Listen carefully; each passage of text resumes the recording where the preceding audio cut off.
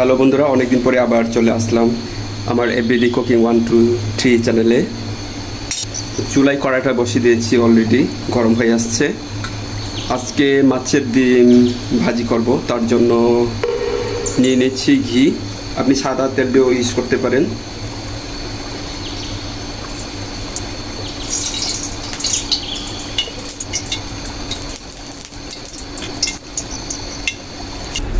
তো তেল গরম হয়ে এলে পর যে তেজপাতা যোগ করে নেব, হালকা তেজপাতা দিয়ে দিলাম।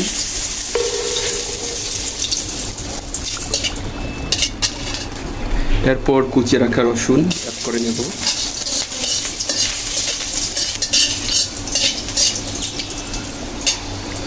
এই রসুনগুলো হালকা ব্রাউন কালার করে ভেজে নেব, এতে যে রসুনের কাঁচা গন্ধটা ওটা থাকবে না।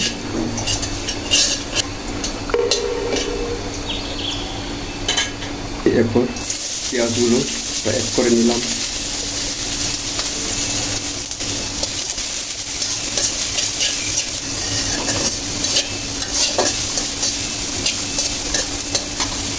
এরপর যোগ করে নেব স্বাদ মতো লবণ।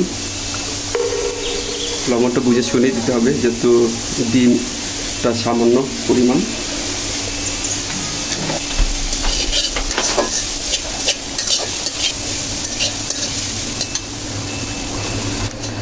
বন্ধুরা দেখো কত সুন্দর করে কি সময় নিয়ে পেঁয়াজ আর রসুনটাকে ব্রাউন কালার করে ভেজে নিচ্ছি।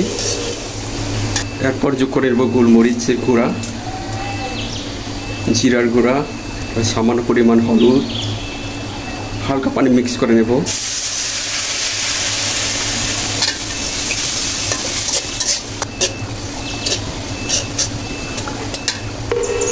এরপরে যে কেটে রাখা কাঁচামরিচগুলো অ্যাড করে নিলাম।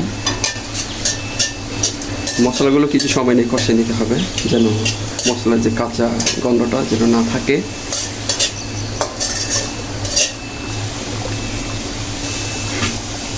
তো মশলাগুলো কষানো হয়ে গেছে। এরপরে যে মাছের ডিম এগুলো অ্যাড করে নেব।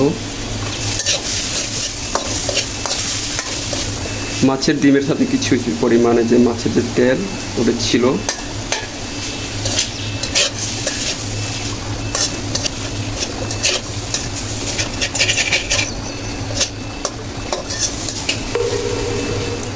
আমার যে সকল ভাই ও বোনেরা যে যেখান থেকে দেখছো, লাইক দিয়ে দেখে দিও, আর আপনাদের বন্ধুদের মাঝে শেয়ার করে দিও।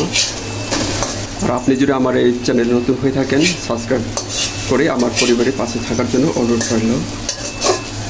আর ইতিমধ্যে যারা যারা আমার এই চ্যানেলে যুক্ত হয়েছেন সবার প্রতি আমার কৃতজ্ঞ রইল। সবাই পাশে থাকবেন, কাছে থাকবেন, আমি আছি আপনাদের পাশে ইনশাল্লাহ। তো হালকা ঢাকনা দিয়ে চাপা দিয়ে রাখবো।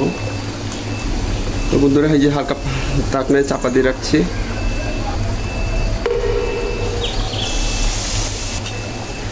বন্ধুরা দেখো কিছু সময় নিয়ে ঢাকনা দিয়ে রান্না করে নিয়েছি। আমার এই যে মাছের ডিমটা কত সুন্দর কালার চলে আসছে।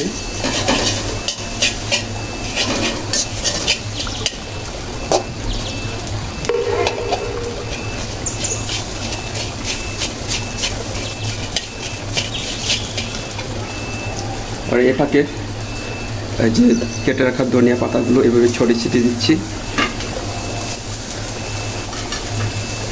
ধনিয়া পাতাগুলো যোগ করে নিলে খেতে দারুণ লাগবে।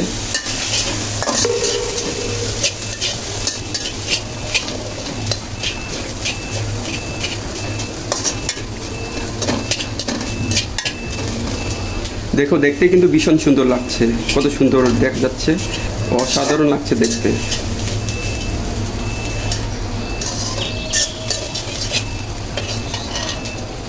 হালকা পরিমাণ টমেটো সস যোগ করে নেব, হালকা মিষ্টি মিষ্টি লাগবে খেতে।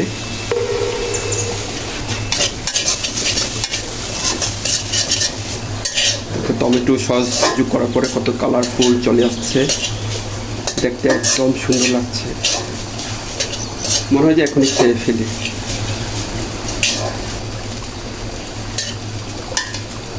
একটু চেখে দেখি। একদম দারুণ।